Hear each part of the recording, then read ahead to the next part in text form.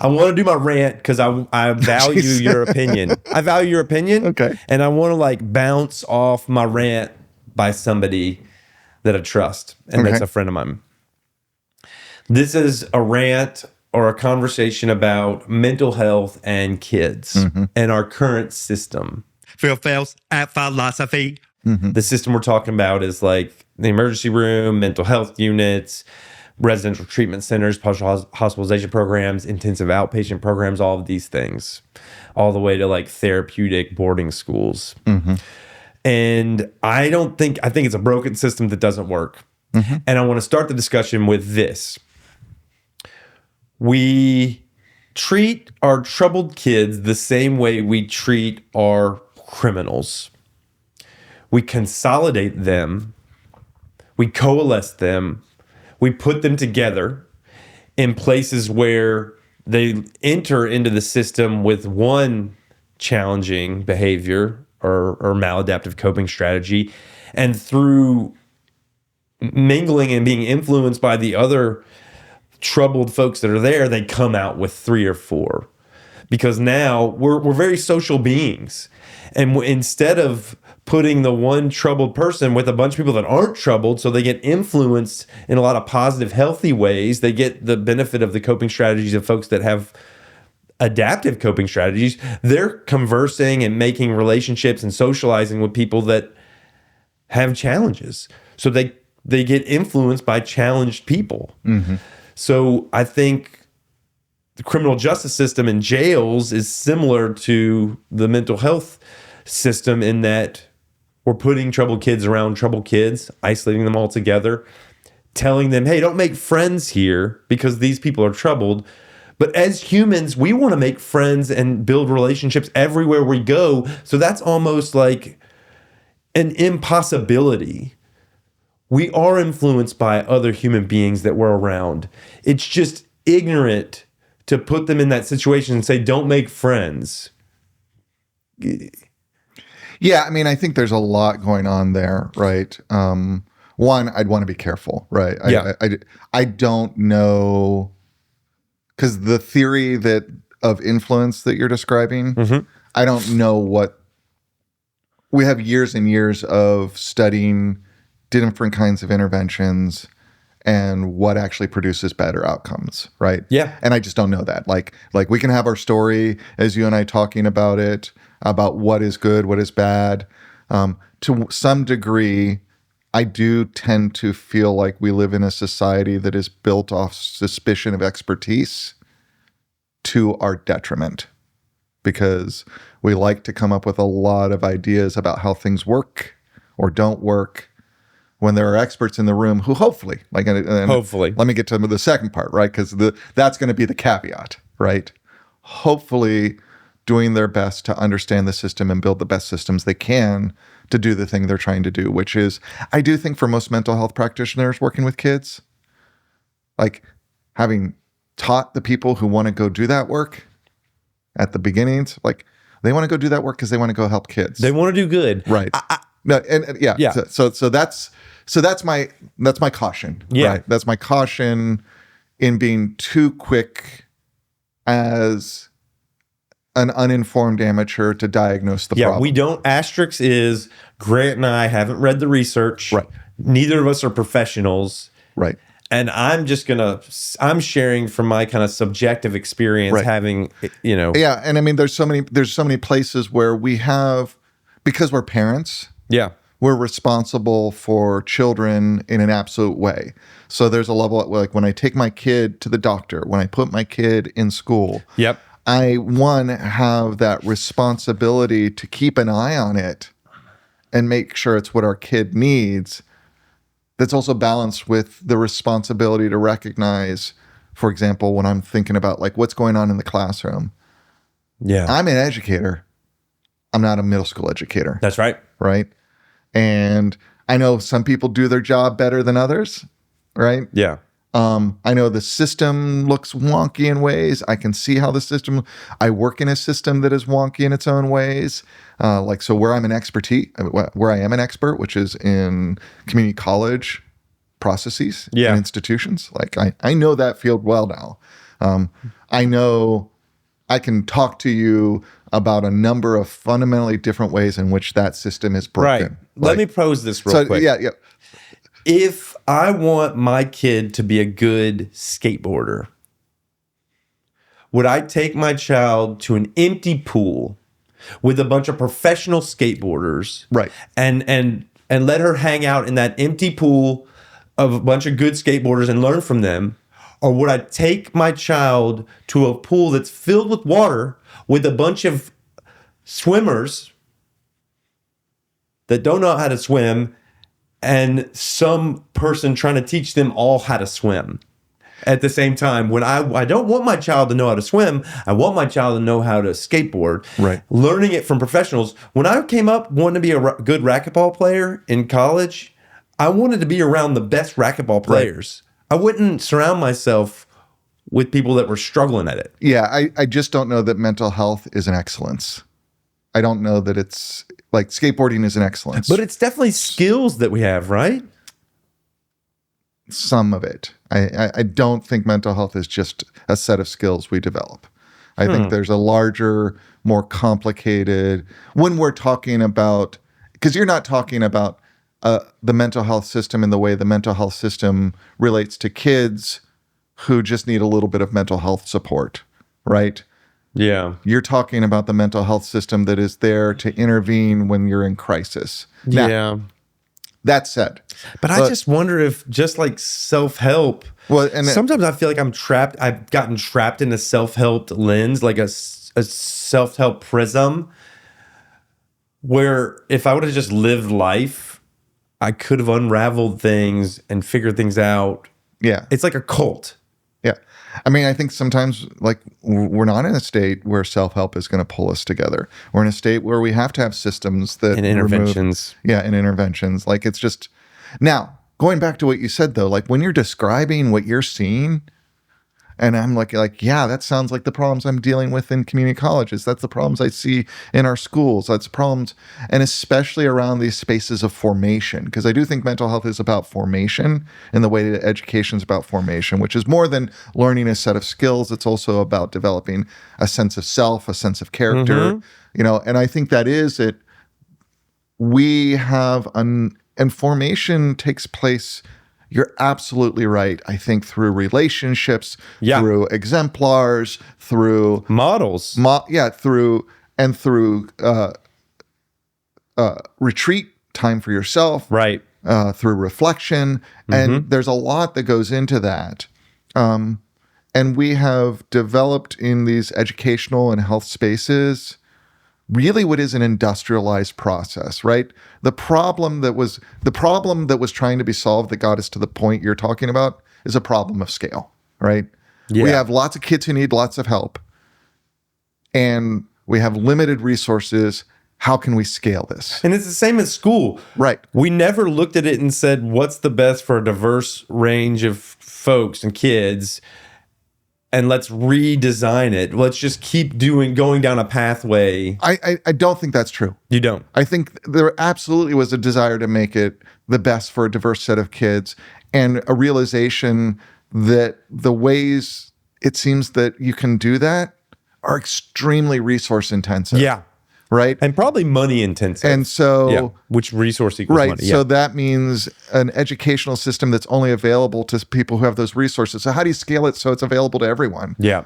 But that becomes, But I think the problem at the heart is insisting on these industrial assembly line models, which at their heart are about controlling the situation so we can hold ourselves accountable for certain outcomes instead of letting go and letting more. I mean, when you're talking about like, wouldn't these systems work better? Maybe there does need to be a space of isolation and intervention that is very acute like that. But are we doing enough to also make sure those healthy relationships are part of it, and we're not putting someone in a mental health facility so they can get access to therapy and monitored pharmaceutical care and whatever, when they also really need good, healthy relationships with other kids. And I think we're telling very them, important. right. So maybe it's not that we need to like throw that model out, because it might be important for scale. It might be important for scale, but how within that can we make sure that that happens? Or maybe it can't. And then maybe we do have to look at it and say, do we have to do fundamental change?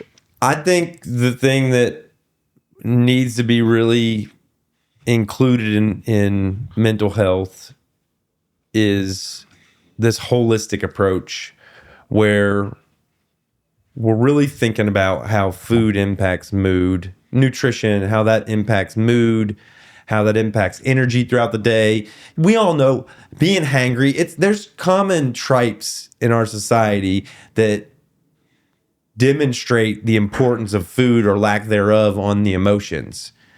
And we're adults and we get hangry.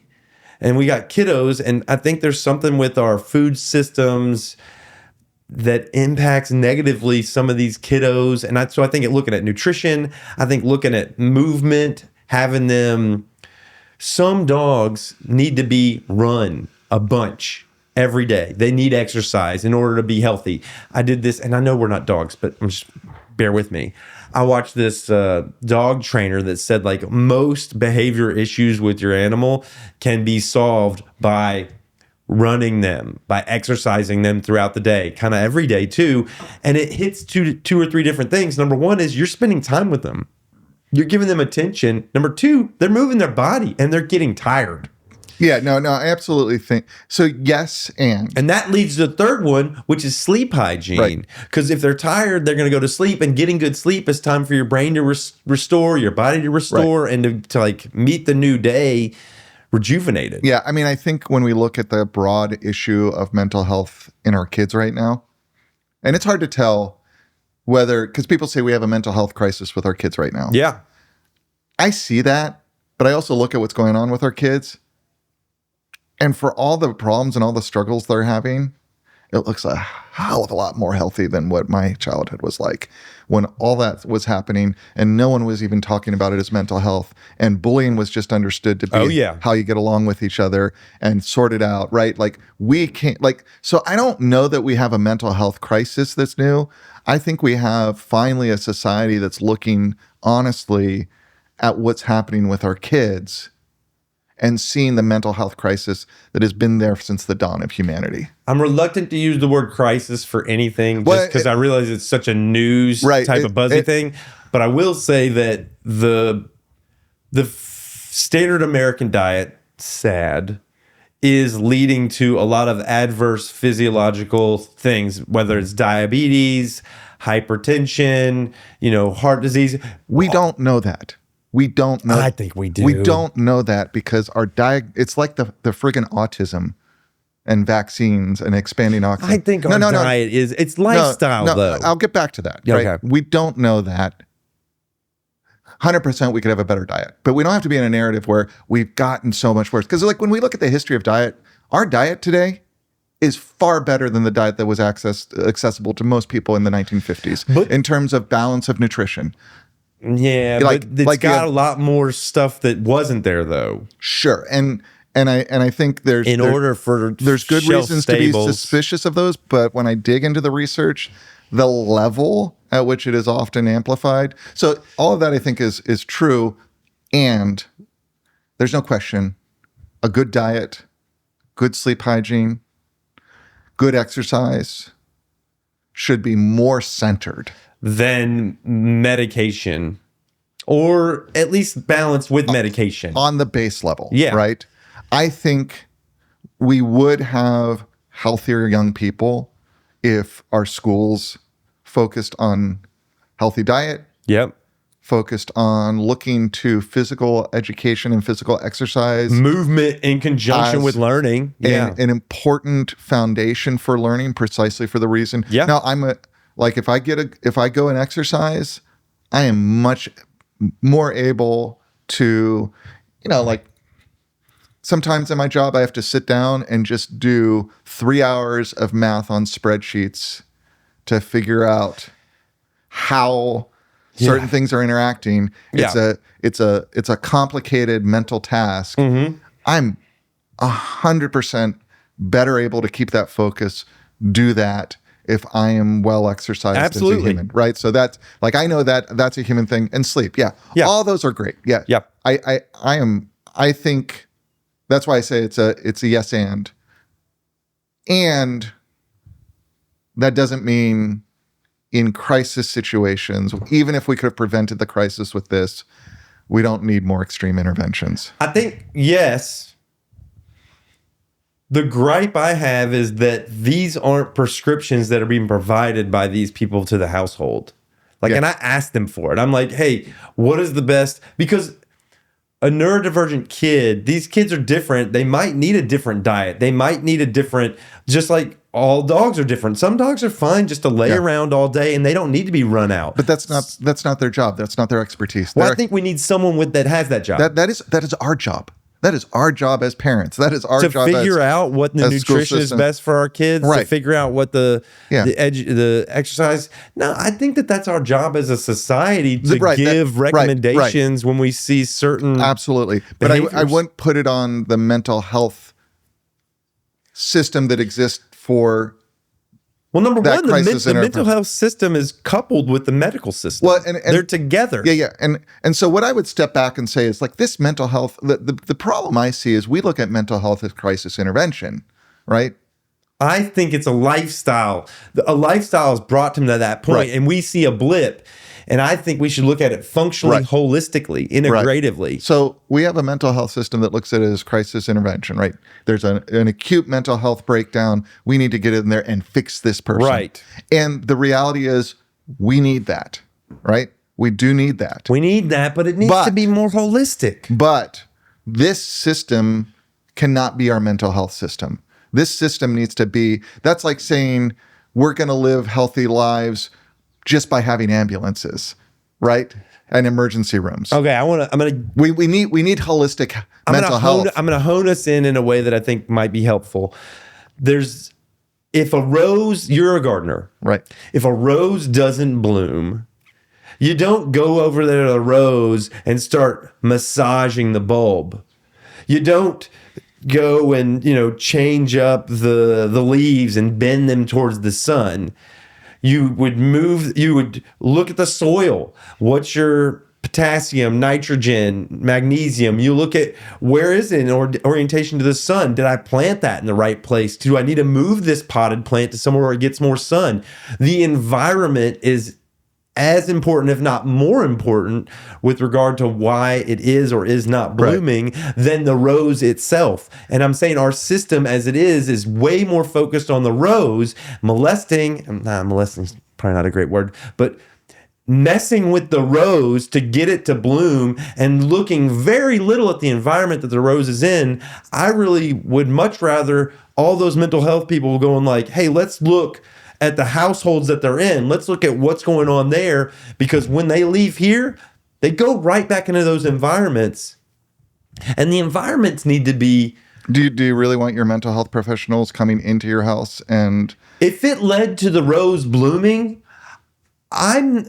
I want them to help the situation. Right. So I 100% do want them coming into my household. If I've got challenges with the way that I'm approaching, consequences, if I've got challenges the way if I've organized the house, if I'm too strict on this or that or the other, I want influence. I want prescription. I want I want that support. Yeah. No, I mean, but it yes. So let's go back to the gardening metaphor. Yeah.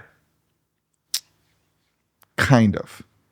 I will speak as a gardener. Yeah. If you've got a sick rose that isn't blooming, maybe it's the soil. But you're a good gardener. You've been monitoring that. What do you do with that rose?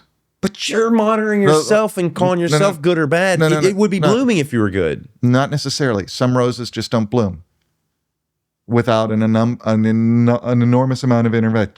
You know what you do as a gardener?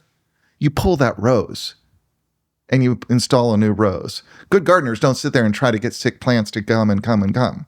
But we don't have that option with our kids. Yeah. Right? I felt a lot of sadness when you said pull the rose. I just thought. We don't have that option. So the option we have is to say, can we mess with the bulb? Can we get this? Can we get at the level of the organism? Pull the plant. Because sometimes the problem is the environment. but sometimes the problem is the organism. And we don't want to live in, I don't want to live in a world where that's true. But that's the Especially same, when it's my Now that doesn't mean child. like once we're there and the problem is the organism, that problem that's at the level of the organism was not there because we didn't manage the environment well. And I don't mean we as parents. I mean we as a society. Yeah. And so 100% we need to manage that environment well. But that doesn't mean once the problem is in the organism, we're going to fix it with the environment. We might have to fix it at the organism level. And that's hard and that's scary and that brings a lot of risk. And that's, yeah.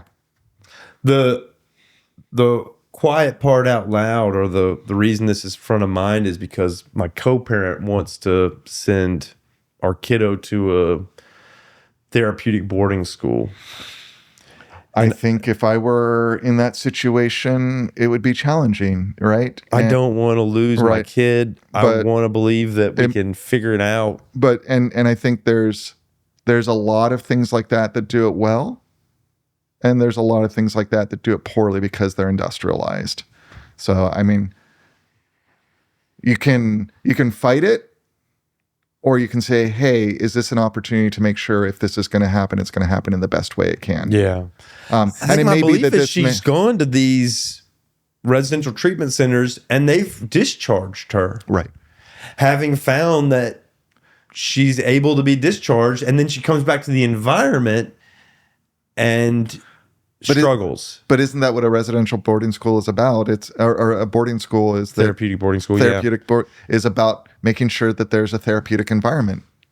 But at the same time, when I try to schedule more therapy when she's here, the people that are supporting her say, "Oh, that might be too much." Yeah, I'm like, I don't get this. You're saying it might be too much for me to schedule 2 family therapy sessions in a week, but you're wanting to put them in a therapeutic boarding school where they'll get presumably therapy every day of the week. Yeah, but it's a different thing. I mean, it's not that they're getting therapy every day in the week. It's if it's done well, it's where the environment is set up to be therapeutic, yeah. which is different.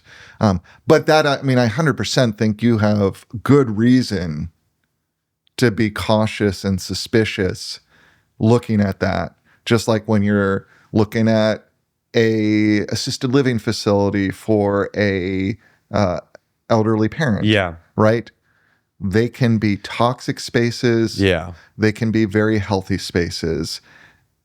And it's hard to tell which is which because we don't have good systems of evaluation. And there's all these financial incentives that lead to vicious incentives to run it wrong, right? And so there's going to be toxic households. You know, there's toxic households. I've thought about it's the way that I'm parenting toxic.